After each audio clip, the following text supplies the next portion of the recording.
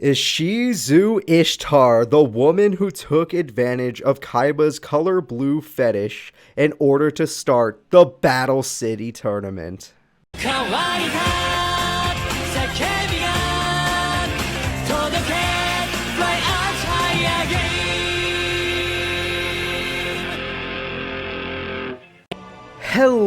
Hello everybody, and welcome to another deck profile for Battle City. It is Ishizu Ishtar's deck profile, and her deck comes with a lot of interesting fairy monsters, starting with her ace monster, the Wing Weaver. This is her strongest card in her deck at 2750 attack, 2400 defense, normal monster.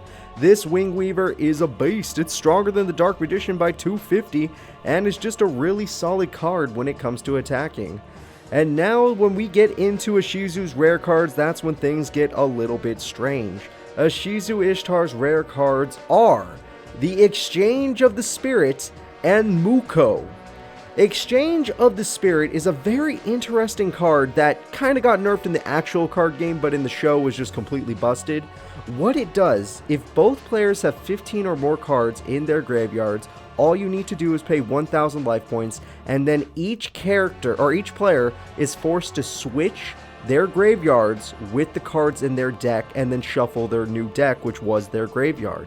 In other words, Ishizu, if your opponent and her have 15 cards in the graveyard, can force the opponent into getting rid of their entire deck and replacing it with the 15 cards in their graveyard, instantly putting them at a 15 card deck. And it's only the cards that have already been used and destroyed, so those are probably not the best cards in the game.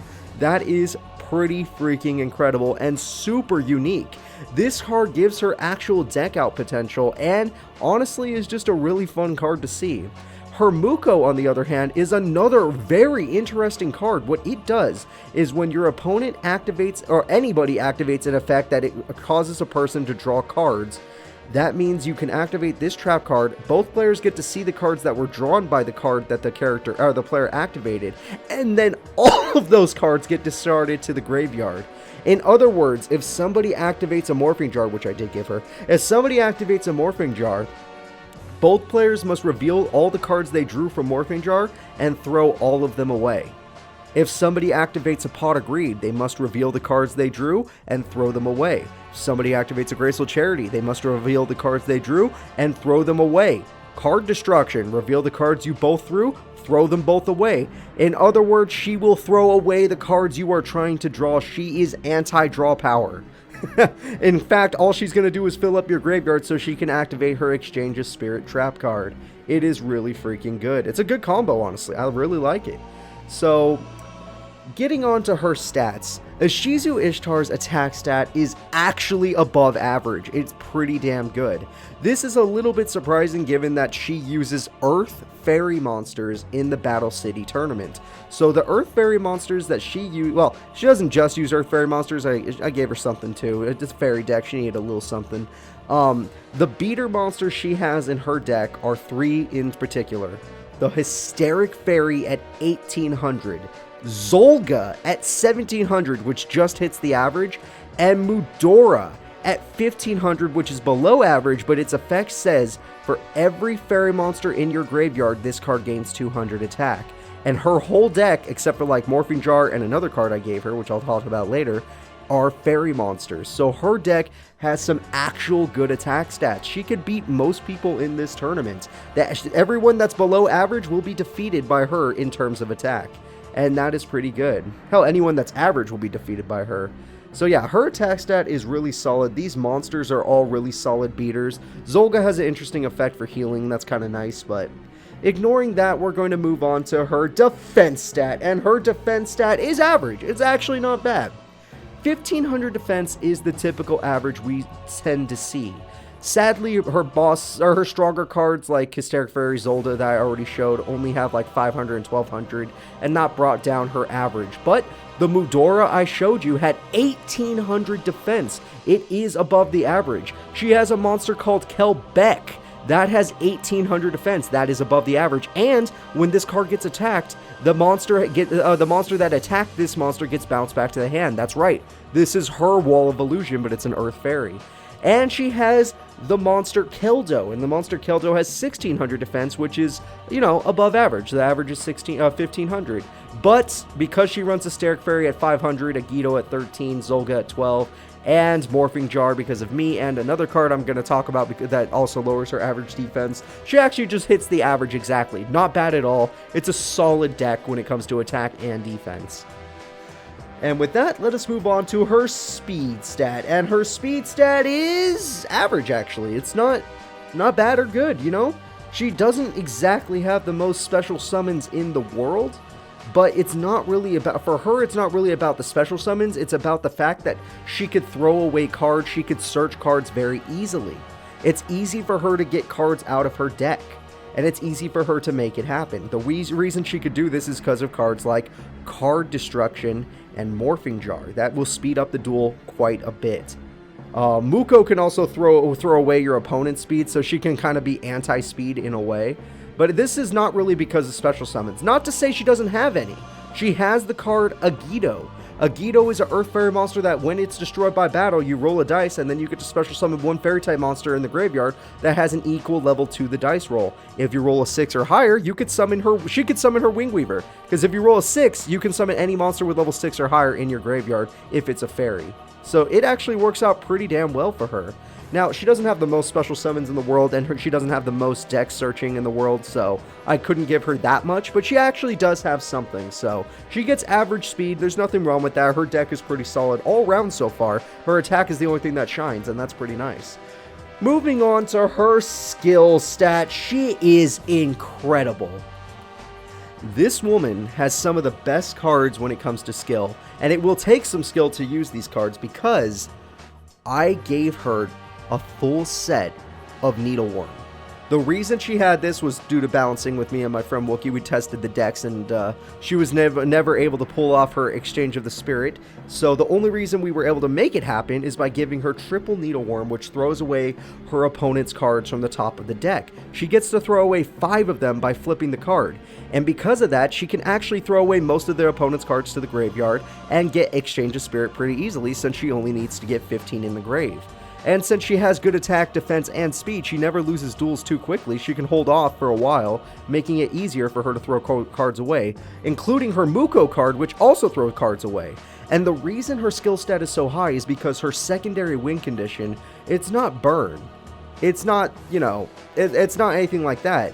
Her secondary win condition is deck out. She could totally deck out her opponent if she pulls off the Exchange of the Spirit. Because she runs so many Needleworms, if she exchanges spirits without using all of her Needleworms, or by using her Needleworms get put back into the deck. And then she redraws them, and then she uses them again to get rid of the last 15 cards in her opponent's deck. She has Morphing Jar. If she used that to help deck out the opponent's deck, she could do it like that. She has Card Destruction. She has so many ways to make her opponent run out of cards, and thanks to Muko, she can make her opponent throw away cards they tried to draw in the first place, which is just perfect. Her skill stat is super high. She has a lot of cool ways to win duels, a lot of interesting ways to mess with her opponent's deck. She can mess with her opponent's hand, she can mess with her opponent's deck, and she could throw away her entire opponent's deck and exchange it with the graveyard. Very, very interesting duelist with actually decent monsters in attack and defense, so she could still win the normal way. I have to admit, her skill stat deserves to be where it is. It's a freaking amazing stat. Let's go ahead and get on to her brick stat, and her brick stat is actually just about perfect. There's nothing to worry about. The only reason she would ever break is because honestly, I guess because she runs triple Exchange of the Spirit, and Exchange of the Spirit is a dead trap card until your opponent has 15 cards in the grave or more. So because of that trap card, I couldn't give her a perfect brick stat. It's going to fill up her hand, it's going to fill up her field. She can't do anything with it, but she has so much draw power, so much toss power, that I think she's going to be okay. So let's go ahead and get into Ishizu Ishtar's potential. And her potential for winning the tournament is only a 2-star. I know, this is going to come as a huge surprise because, oh my god, Cooper, you were just talking her up so much. Why in the heck would you give her a 2-star? In this tournament in particular, decking out your opponent is not the best option. It really isn't, because so many of the opponents in this game are just gonna beat you down. So many of the opponents in this game are just gonna use to trap spell destruction. She has nothing. She's got nothing, guys. She doesn't have a Fissure. She doesn't have Tribute to the Doom. She has no way to deal with monsters. Like, if she was fighting a Merrick and he summoned Metal Reflect Slime, the duel would be over. She couldn't beat it. I'm not even joking. She just doesn't have options for beating it. Obviously, she has options for staying alive. She has healing cards like Zolga. She has healing cards like Cestus of Dalga. But there's nothing she can really do against opponents that have huge defense or that have just stall cards that could stop her. So her weakness is actually stall. And it's a big weakness in a tournament like this when there's so many varied opponents. And her other weakness is just straight up beatdown. Because 1800 for her her best level 4 monsters at 18, if we don't count Medora, because we don't know if Medora is going to be good or not for a while, is not bad. It's actually really good, which is why her attack stat is so high. But it's not enough to hold back some of these opponents. Some of these opponents are just going to blow through her. I almost gave her an average stat of 2.5 stars, but that Exchange of the Spirit is just such a... It's such a risky card, you know? Because when you do that, you also throw away your entire deck, and you gain your entire graveyard. And she does have cards to make that work, but at the end of the day, it's going to slow her down a lot. And it's going to make it so she can't win. So, will we see a deck out victory? It is definitely possible. Will the deck out victory be optimal against these opponents? No, I'm afraid not. If she was in a different tournament, I think she would be a very high-ranked character due to her stats and due to everything like that. But because her main strategy is deck out, and her other monsters that can beat down, she can win by beatdown, are not the top of the top, I can't say much. She's probably going to get overrun. So, that's going to be it for Ishizu Ishtar. Sorry if you're upset about her potential. Sorry if you're upset about her stats. Her stats, I think, are really solid.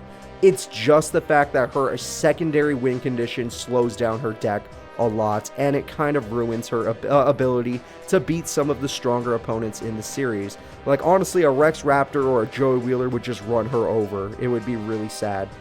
But maybe the person that gets Ishizu will be able to figure out the will be able to figure out the deck out strat. Of course, a lot of my friends are not used to these older cards, so they're probably going to be thrown for a loop, and unless I get Ishizu's deck, they're probably going to mess up somehow. Yeah, I'm talking shit on my friends. But that's going to be it for this episode, guys. Please remember to like and subscribe if you're enjoying the Dynasty series deck profiles. I really would love to see that. Let's see the love. And yeah, I'll see you next time for another deck profile. Bye-bye.